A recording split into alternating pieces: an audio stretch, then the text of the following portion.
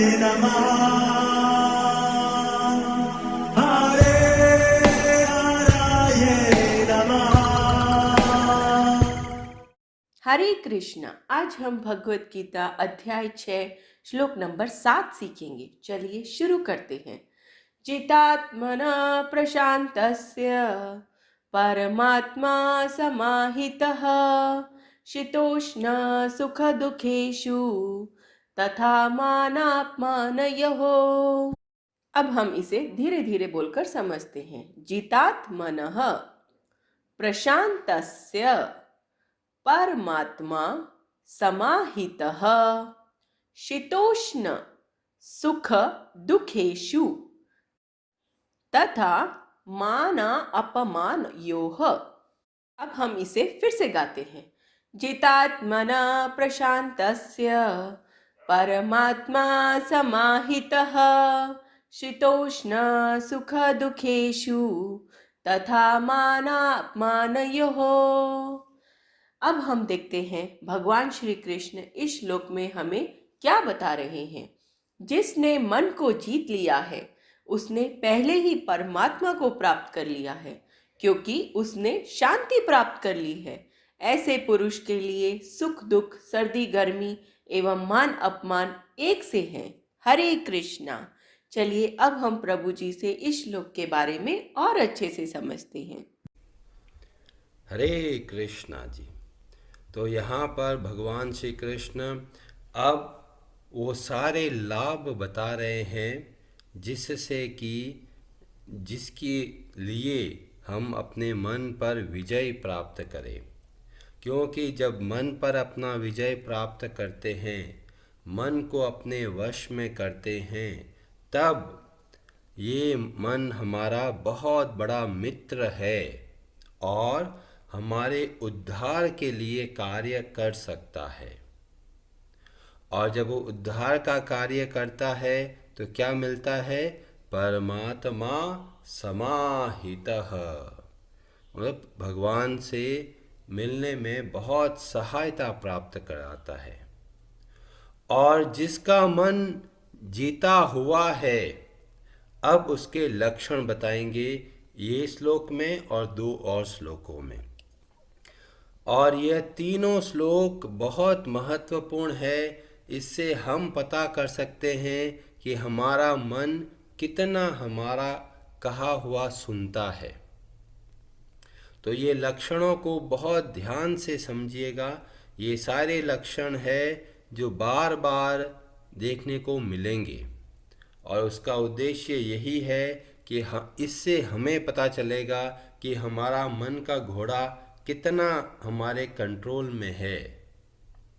तो यहाँ पर जो लक्षण बताया शीत उष्ण, मतलब सर्दी हो या गर्मी हो, सुख दुखेषु, चाहे सुख आए चाहे दुख आए, तथा मान अपमान योह, चाहे मान मिले या अपमान मिले, उन सब में वो कैसे होते हैं? समभाव में स्थित रहते हैं। उनके लिए इनसे कोई फर्क नहीं पड़ता। कई लोग बोलते जी बहुत ठंड है जी, सुबह सुबह उठा नहीं जाता जी, जब तो नहीं कर पाते। पर धीमे धीमे जब अपने मन को वश में करेंगे तो चाहे सर्दी हो चाहे गर्मी हो, जो भगवान का कार्य है उसको तो अवश्य करना है। बहुत सारे लोग भेदभाव दिखाते हैं। खुद की इच्छा है तो सुबह 4 बजे उठ जाएंगे, अपनी इच्छाओं का पालन करने के लिए सुबह 4 बजे उठ जाएंगे, और भगवान के लिए उठना पड़े तो जी कहते जी नींद बहुत आती है जी, और फ्लाइट पकड़नी है तो 3 बजे उठ के बैठ जाएंगे। तो कहने का मतलब है भगवान के साथ इतना भेदभाव करते हैं कि भगवान के कार्य को सबसे लास्ट में रखेंगे। जी अब अभी तो बहुत बिजी है जी, जब फ्री होंगे तब भगवान के बारे में सोचेंगे। अभी उम्र नहीं है, बुढ़ापा आएगा तब भगवत गीता खोलेंगे। बहुत सारे लोग इस भाव से कार्य करते हैं। पर जब हम भगवत गीता के ज्ञान को अच्छे से समझने का प्रयत्न करते हैं तो हमें इस बात का ध्यान रखना है कि जीवन में ये चीज़ें आती रहेगी, सुख भी आएगा, दुख भी आएगा, पर हमको किस पे केंद्रित रहना है? भगवान पर। और जब भगवान पे केंद्र रखते हैं तो सुख और दुख हमको विचलित नहीं कर पाते, नहीं तो कभी सुख में बह जाते हैं और कभी दुख में बह जाते हैं। कई बार सुखों को तो इतनी चिंता नहीं है, पर जब दुख आता है तो सर्वप्रथम भगवान को ही दोष देते हैं। ये अपना सारा कार्य भूल जाते हैं कि भाई उन्होंने क्या क्या गलत कार्य किए, वो कोई याद नहीं रखता। जैसे ही दुख आता है सर्वप्रथम भगवान को दोष देते हैं। तो अगर हमारे अंदर भी ऐसे विचार है तो उसको शुद्ध करना बहुत आवश्यक है। कोई कितना भी मान करे तो बाहर से तो हमें लगता है कि ठीक है जी, कंट्रोल कर रहे हैं, पर एक मन में खुशी आती है, अरे यार इतने लोग मेरी तारीफ कर रहे हैं। और जब वो तारीफ नहीं मिलती तो मन में बड़ा खेद होता है कि ये हमको कौन पूछता है। तो मान और अपमान में एक भाव रखते हैं, समभाव रखते हैं, तो इसका मतलब यह है कि यह हमारा मन हमारे वश में है। तो ये तरीका है अपने आप को जानने का कि हमारा मन कितना सुनता है। जितना जैसे ही दुख आता है मन अगर व्याकुल होने लगता है तो मतलब अभी समय लगेगा। और अपमान को सहन करना बहुत कठिन है, खासकर उन लोगों को जो सम्मान में जिए हैं। उनको अगर थोड़ा भी अपमान मिलता है तो बर्दाश्त नहीं कर पाते। क्यों? क्योंकि उनको बहुत ठेस लगती है। और वो ठेस कहाँ लगती है? उनको नहीं लगती है, ठेस कहाँ लगती है? इस मन को लगती है। ये जो सारे मान अपमान, सुख दुख, सर्दी गर्मी, ये सारे द्वंद्व मन तक ही सीमित है। जैसे कि कोई ड्राइवर गाड़ी चलाता है और जो कार है उस पे कोई डेंट लग जाए तो ड्राइवर रोता है, अरे मेरे कार के डेंट लग गया। कोई आके समझाता है, अरे कार के डेंट लगा है, तुमको थोड़ी लगा है, फिर तुम क्यों रो रहे हो? तब उसको याद आता है, अरे हाँ बात तो सही है। ऐसे ही जो मान मिलता है और जो अपमान मिलता है वो वास्तव में मन के ही भाव में है। सामान्य चीज को भी वह मान समझ लेता है और सामान्य चीज को भी वह अपमान समझ लेता है। तो हमको क्या करना है? हमको समभाव में रखना है। पर कितना रखना है? ऐसा नहीं है कि हमेशा मान और अपमान में सम रहें। जब भी हमारे अपने के संबंध में मान और अपमान आता है तो हम उसको सहन करना चाहिए। पर अगर भगवान के भक्त या भगवान का मान और सम्मान हो रहा हो तो हमारा व्यवहार बदलना चाहिए। कोई भगवान का अपमान करता है, कोई भगवान की निंदा करता है या कोई भगवान के भक्त का अपमान करता है तो हमें बिल्कुल नहीं सुनना है। ऐसा नहीं है कि भगवान ने बोला है समभाव रखो, नहीं। जब भी भगवान या भगवान के भक्तों की बात आती है हमको और सावधानी से अपना व्यवहार दिखाना चाहिए। भक्तों को कष्ट नहीं मिले उसके लिए प्रयत्न करना चाहिए। भक्तों को अगर ठंड लग रही है तो वैसी व्यवस्था कीजिए कि उनको गर्माहट मिले। गर्मी लग रही है तो भक्तों के लिए आप व्यवस्था कीजिए। सारा व्यवहार बदल जाता है जब या तो मैं हूँ या भगवान और भगवान के भक्त हैं। जब मेरे बारे में बात आती है तो समझ लीजिए हमको संयम रखना है, सहन करना है। ये सर्दी और ये गर्मी, ये मान और अपमान। और जैसे ही भगवान के भक्त की बात आती है, कोई भी भगवान के भक्त की निंदा करता है, प्रभुपाद जी को बुरा भला बोलता है, भगवान श्री कृष्ण की लीलाओं पे आरोप लगाता है, भगवान राम पे आरोप लगाता है, तो हमें पूर्ण उत्तर देना चाहिए। उत्तर नहीं पता तो हमको अच्छे से ट्रेनिंग लेनी चाहिए।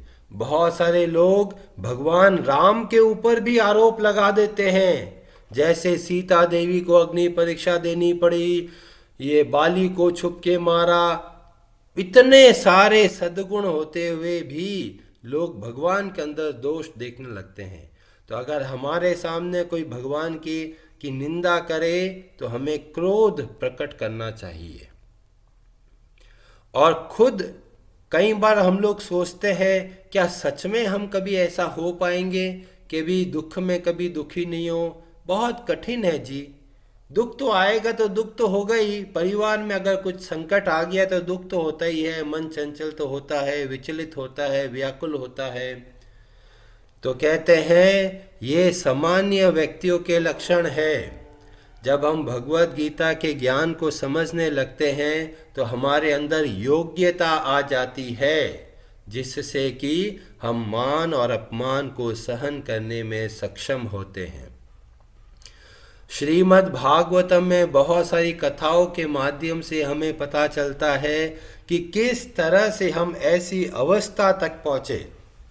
और कथा में पता चलता है एक ऐसे बालक का जिसके साथ बहुत बड़ा दुर्व्यवहार होता है। उसकी सौतेली माँ उसका अपमान कर देती है और उसके पिता उसका सहयोग नहीं करते। वो छोटा सा बालक इतना क्रोधित कि मेरा इतना भयंकर अपमान, और अपमान की आग में वो बुरी तरह झुलस रहा है। सीधा रोता हुआ अपनी माँ के पास पहुंचता है।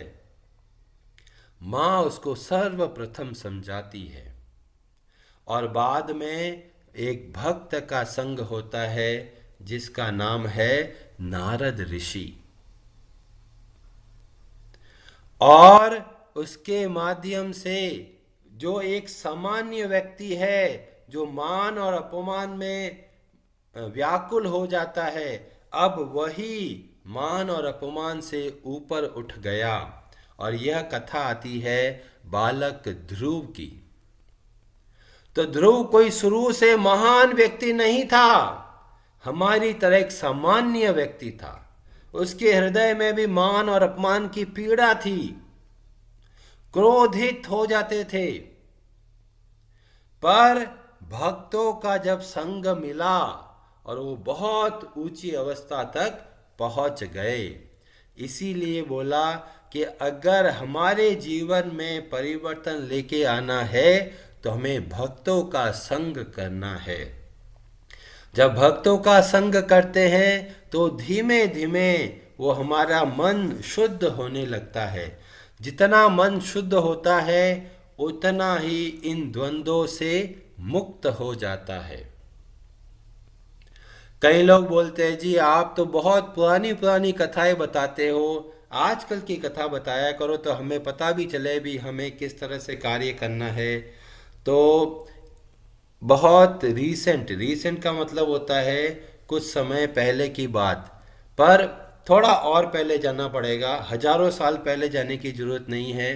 तो चैतन्य महाप्रभु के समय की बात है। चैतन्य महाप्रभु आए थे लगभग 500 साल पहले, और बंगाल में मायापुर में उनका जन्म हुआ। बहुत ही अद्भुत जगह है। हम लोग प्रयत्न करेंगे कि एक बार सब लोग मायापुर का ट्रिप करें। बहुत ही अध्यात्म से पूर्ण जगह है, वो बहुत बड़ा धाम है। वहाँ पर श्री चैतन्य महाप्रभु का जन्म हुआ। उससे लगभग 30 साल पहले एक मुस्लिम व्यक्ति का जन्म हुआ जो बाद में कहलाए हरिदास ठाकुर। मुस्लिम परिवार से थे, पर भगवान के भक्तों के संग में आकर बहुत जल्दी इस हरे कृष्णा महामंत्र का जप करने लगे। एक मुस्लिम होते हुए भी न केवल अपना जो वैदिक धर्म है, सनातन धर्म है, उसको अपनाया और साथ में इस हरे कृष्णा महामंत्र का भी निरंतर जप करते थे। और इतना जप करते थे जिसकी वजह से चैतन्य महाप्रभु ने उनको नाम दिया नाम आचार्य। ये नामाचार्य श्रीला हरिदास ठाकुर जी की कथा है। तो मुस्लिम परिवार से थे और भगवान का नाम जप कर रहे हैं, तो लोगों ने बहुत, जो मुस्लिम जो भी शासक थे उन पे कंप्लेन करी कि ये तो बहुत गलत उदाहरण पेश कर रहे हैं जी। ये मुस्लिम होकर अगर हिंदू का नाम लेगा तो हमारे बाकी मुस्लिमों पर क्या प्रभाव पड़ेगा। तो जो भी वहाँ का शासक था उसने बुलाया और बोला कि तुम ये अपने मुस्लिम धर्म में कुरान है, इतना अच्छा साहित्य, तुम उसका अध्ययन करो, ये तुम हरे कृष्णा क्यों कर रहे हो। तो हरिदास जी बहुत सारे उदाहरण देते हैं और फिर भी वो कहते हैं मैं हरे नाम का ही जप करूंगा। तो शासक बहुत गुस्सा होके बोला अगर तुम हरि नाम लोगे तो तुम्हें 22 जगहों पर इतने कोड़े मारेंगे, सबके सामने मार्केट में जाकर सब लोगों को दिखाएंगे ये देखो मुसलमान होकर भगवान का नाम लेता है और इसकी देखो ऐसी दुर्दशा हुई। एक बार और सोच लो।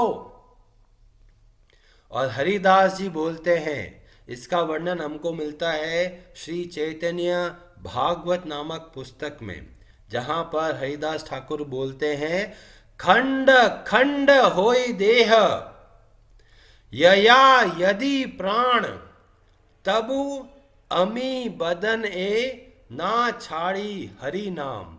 चाहे मेरे शरीर के टुकड़े कर दो फिर भी मैं हरि नाम नहीं छोड़ूंगा। और 22 जगहों पर मार्केट में लेके जाकर इतने कोड़े मारे गए जब तक वो मरे नहीं। 22 जगहों पर मारने का जो सजा है वो सहन करने को तैयार है, पर भगवान का नाम नहीं छोड़ा। और आजकल थोड़ी भी तकलीफ होती है सबसे पहले भगवान का नाम छोड़ देते हैं। जी आज तबीयत सही नहीं थी इसलिए माला नहीं करी जी, आज जीवन में मन बड़ा उदास था इसलिए माला छोड़ दी। और यहाँ पर हमें भगवान के ऐसे भक्तों का चरित्र दिखता है कि कहीं पे भी मेरा शरीर के टुकड़े टुकड़े कर दो, एक बार भी ये नहीं बोला भगवान मेरे साथ ऐसा क्यों कर रहे हो। ऐसा दृढ़ निश्चय कहाँ से मिलता है लोगों को। तो जब कहते हैं भगवान के भक्तों की हम सत्संग करते हैं तो हमें ऐसा अद्भुत चरित्र हमारे स्वयं के जीवन में भी आ सकता है। श्री रूप गोस्वामी जी जो भक्ति का स्तर बताते हुए बोलते हैं सबसे पहले श्रद्धा, उसके बाद में साधु संग, उसके बाद भजन क्रिया, भजन क्रिया के बाद अनर्थ निवृत्ति, अनर्थ निवृत्ति के बाद में आता है दृढ़ता जिसको बोलते हैं निष्ठा। तो ये निष्ठा की स्टेज वाले बात है और उसके आगे भी होते हैं, पर कहने का मतलब है हम सब ऐसी अवस्था तक पहुंच सकते हैं। और हमको क्या करना है, सत्संग करते रहना है और सत्संग के साथ में भजन क्रिया करना है। जब हम सत्संग और भजन क्रिया करते रहेंगे तो स्वतः ही हमारा हृदय शुद्ध होने लगेगा और हमारी निष्ठा बढ़ेगी। पहले कभी कभार आते थे कभी नहीं आते थे, फिर जैसे धीमे धीमे भगवान का कथा और सुनते हैं मन में दृढ़ निश्चय और उत्पन्न होता है। फिर सर्दी गर्मी दुख नहीं पहुंचाती, जी बहुत सर्दी है कोई बात नहीं, भगवान का नाम का जप सुबह जल्दी उठ के करेंगे। तो धीमे धीमे ये दृढ़ता आती है जब हम नियमित रूप से सत्संग करते हैं और भजन क्रिया करते हैं। जितना हम भगवान के नाम का जप करते हैं उतना हमारा मन शुद्ध होता चला जाता है। हरे कृष्णा जी, आप सबका बहुत बहुत धन्यवाद। Hare